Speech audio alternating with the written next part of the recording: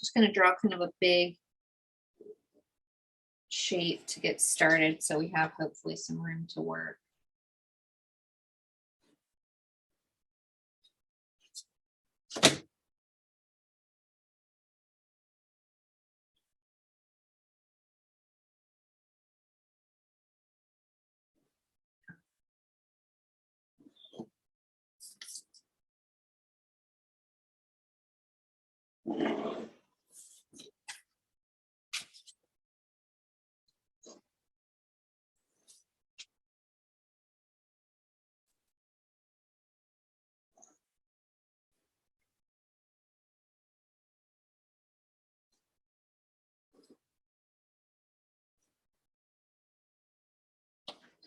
All right, so I'm usually really emphasizing drawing the box as if you can see through it.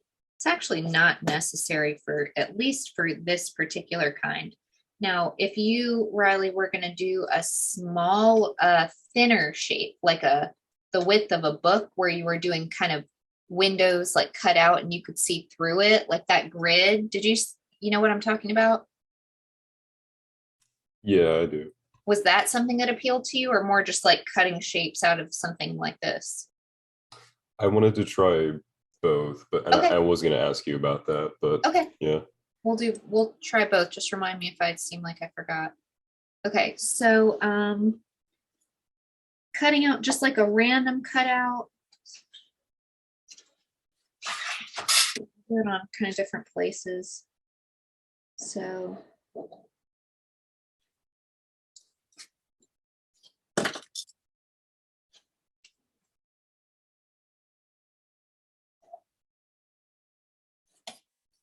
cut out here. First thing is you're basically making like as if there was a poster on that side of the box. So you've got to start with a rectangle that's in 1 point or two, in 1 point perspective, really, because you're just going to this point. Then you're drawing lines. You know, you won't see this one, right? You won't see this one. You won't see this one. But you will see this one. And then you've got to decide, you know, how deep do you want it to go back? Does it go back so deep that we only see this line and we just see the side and the back? Or does it go back maybe only this far?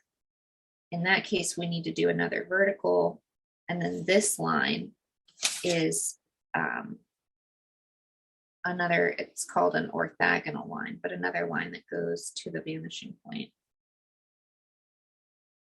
And then I would erase this, but just for your more understanding of the space, what's really happening is you're cutting out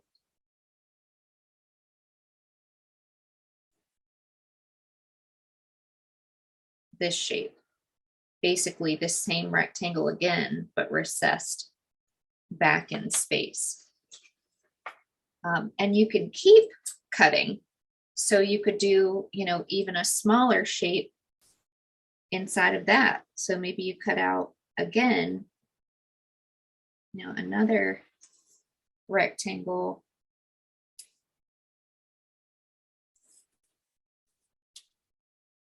And this doesn't really look that correct until you start shading it, or in your case, you know, painting it for this project.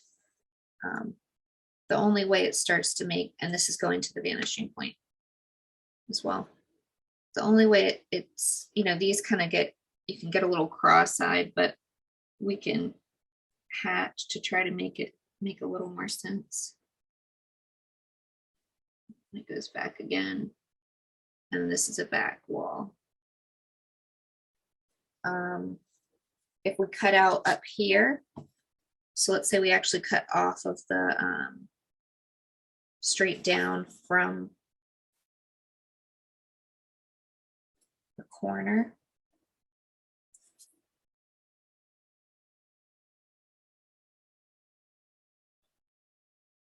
Go back, you know, I don't know how far I'm going to go back, but let's say I decide to go back this far.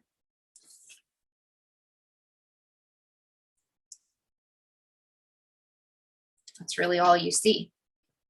You know, and you erase this. If you're looking up though, you're going to see a lot more. So if we cut out from this side,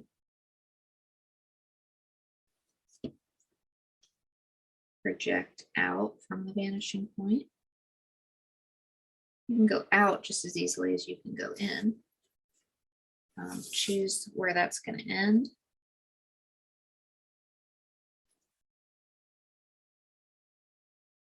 Okay, so now what you're doing is basically eliminating this edge for this edge.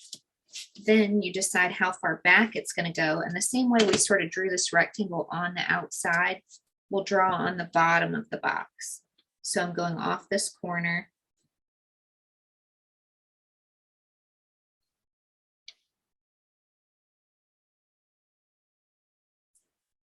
Maybe I want it to go back about this deep.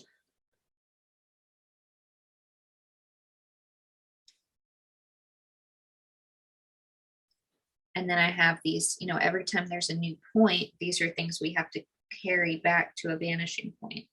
So if you're in doubt, carry them back to every vanishing point, and eventually one of them will be right. This goes up.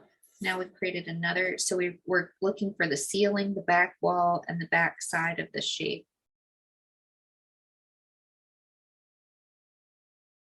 And back. And if we were drawing this, you know, as if it were see-through, this would all be happening too. So does that shape make sense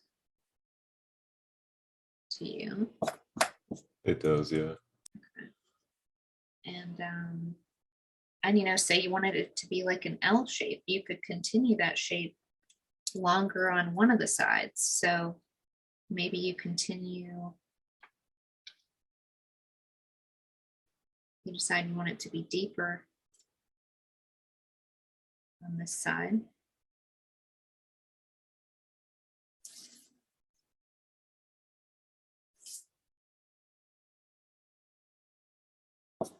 So we've opened it up, you know, where we're kind of turning and making an L shape.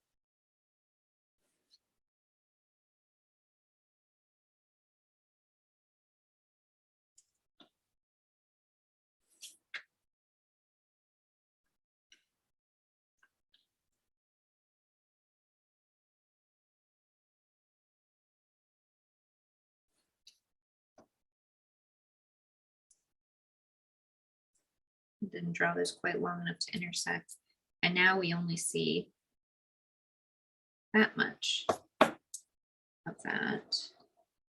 Oh, sorry. As I was erasing one, I erased the other two.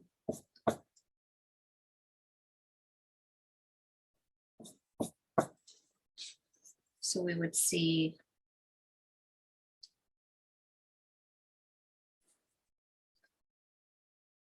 the inside of this, but this plane would keep going. And then now we become more aware of this plane as well. So this continues back further.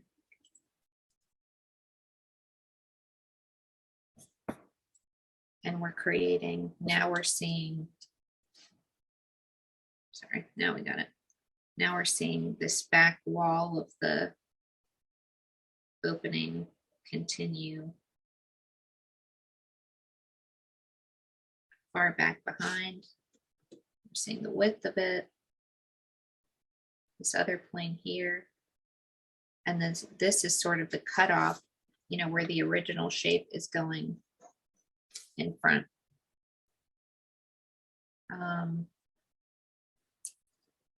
You can make any kind of shape that way. Like, let's do another one down here.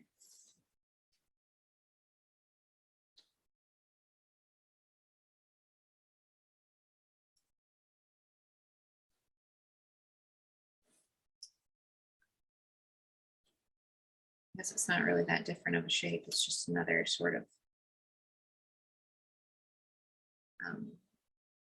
turned L shape, but You know, again, we just really have to go up directly up where there's a plane change or a corner. And that's kind of all you would see with that one. We want to cut out over here. Let's cut out of, we didn't cut out of the front yet. So let's do one where we take away from both sides of the front.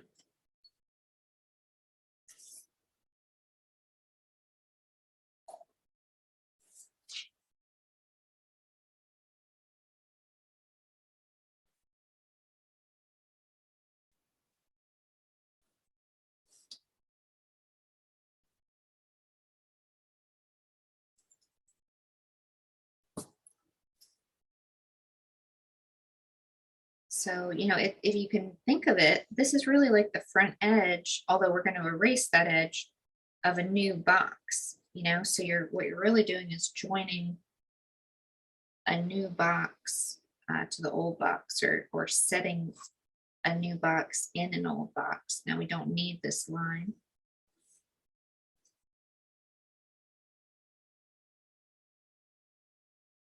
We need this, and we don't need this one.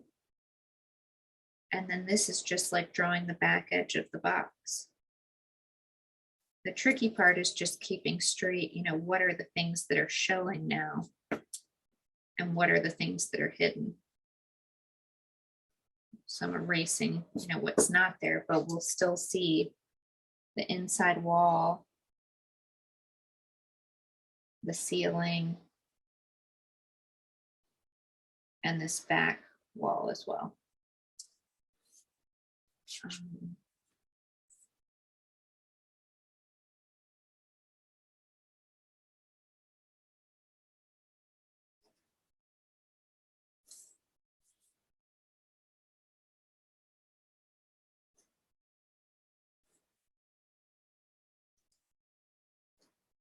Are these making sense, Riley? Is there another kind of shape I could do, or should I move on to that grid form? It's making a lot more sense now. Yeah, if you want to move on to the grid, that's fine. Okay.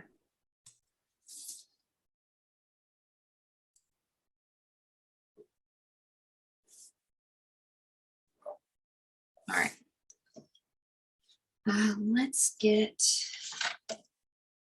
a new sheet of paper.